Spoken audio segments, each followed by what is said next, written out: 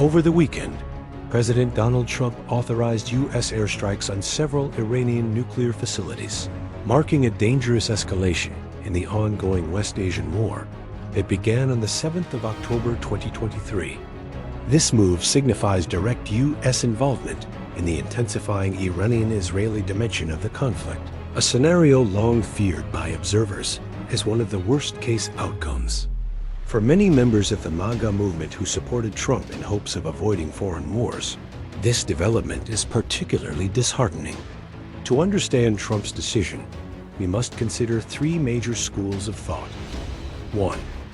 Genuine opposition to Iranian nuclear weapons.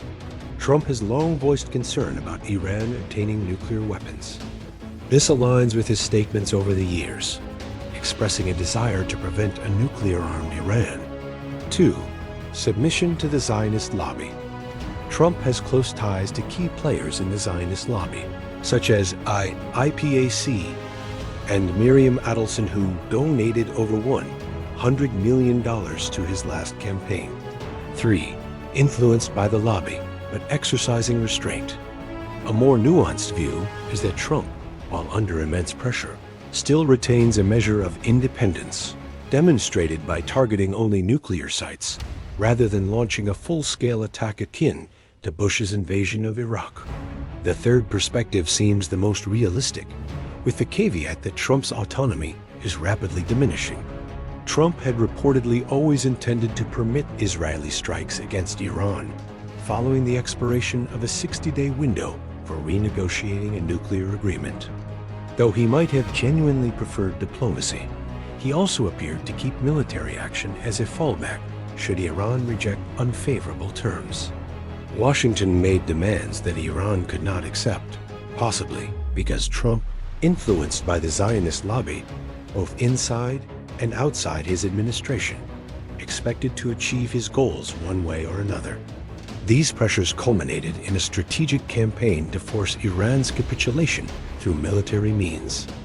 Trump had already resolved to neutralize Iran's nuclear program under the pretext that Tehran was nearing the capability to secretly develop nuclear weapons, a development he may have viewed as an existential threat to U.S. interests and regional stability.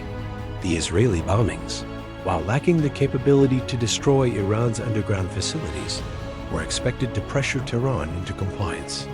When Iran held its position, Trump faced the dilemma: either resist growing pressure from pro-Israel allies at the risk of appearing weak and losing their support, or authorize U.S. strikes and risk alienating his political base. Trump's well-known ego made him vulnerable to manipulation, a flaw that played out repeatedly in his first term and seems to be re-emerging. Under the argument that Israel's initial strikes had softened up Iran, Trump was persuaded to authorize the use of bunker-buster bombs on Iranian nuclear facilities. While he stopped short of a full-scale shock and awe assault, he viewed this move as a restrained but firm application of U.S. power. Following the strikes, Trump reiterated demands for Iranian surrender and warned of overwhelming force should Iran retaliate, especially against U.S. bases in the region. However, there remains uncertainty about the extent of damage inflicted. Iran claims its enriched uranium was relocated, and its capacity to continue enrichment remains intact, contradicting Trump's assertions of a strategic victory. Trump's subsequent rhetoric and behavior suggest he may not fully believe the mission succeeded. If nuclear capabilities were truly neutralized, regime change would be irrelevant. However, the Zionist lobby could now be arguing that a change in Iran's government is the only way to permanently halt its nuclear ambitions, paving the way for expanded U.S. military action against Iranian political and military infrastructure. In this context, Trump's ego could again be weaponized, pushing him toward mission creep and a broader war. The risk of escalation is very real. Iran has several response options. Direct military response. Iran could retaliate against U.S. bases in the Gulf or blockade the Strait of Hormuz.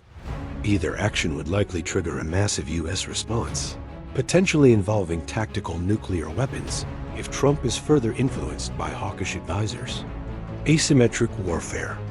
Alternatively, Iran may opt for asymmetric retaliation, remaining below the threshold that would provoke full-scale war. Such responses may be delayed and unpredictable. Continued proxy attacks on Israel. If Israel believes it now has more sway over Trump due to the Zionist lobby's influence, it may continue or intensify strikes on Iran unless it independently decides to de-escalate. False flag operations also remain a possibility. If Israel believes Trump is reluctant to escalate further, it may attempt to provoke U.S. intervention by fabricating an attack. Should Iran avoid retaliating and Israel refrain from further strikes or provocations, this could signal that Trump is resisting the Zionist lobby's influence. However, based on recent actions, the lobby appears more influential than ever, and further escalation cannot be ruled out. The consequences extend far beyond the Middle East. Russia, China, and other global players now see that U.S. diplomacy under Trump is unreliable. Agreements can be upended by lobbying groups or presidential whims. Muscular pressure is always on the table. Even if direct military conflict is avoided with nuclear powers like Russia and China, due to mutually assured destruction, the U.S. may still pursue proxy wars or economic coercion. In Ukraine, this could translate to renewed U.S. military and intelligence support if peace talks collapse. In Asia, Trump might scrap his preliminary trade deal with China and double down on the growing AUKUS Plus alliance. Other nations are likely to prepare for increased tariffs and economic pressure, though only countries like Iran or North Korea face direct military threats. However, the risk of global conflict from miscalculation has now increased significantly. Back home, Trump's decision has rattled the MAGA base. While he has always opposed Iranian nuclear weapons, his move contradicts the anti-war stance he espoused in past campaigns and the expectations of many supporters. The Zionist lobby's influence was acknowledged by his base, but few expected it to culminate in bombing Iran. Some MAGA loyalists now claim critics were never truly MAGA, fueling internal divisions.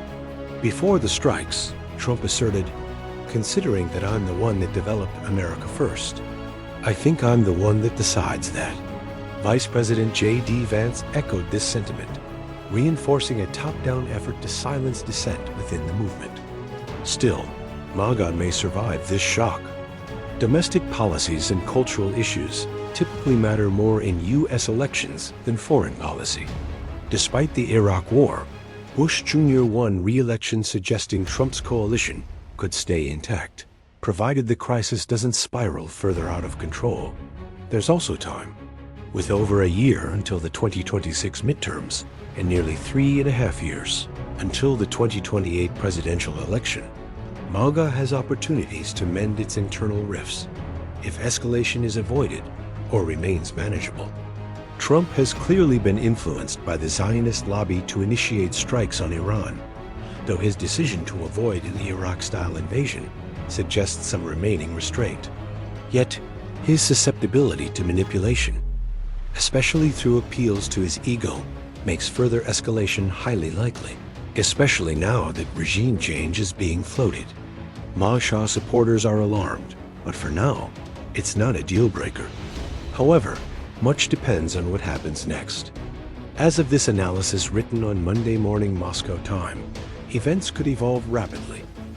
Iran may retaliate, Israel could stage a provocation, or less likely, it could halt its bombing campaign. Regardless, this breakdown offers insight into why Trump acted, what might follow, and what's at stake.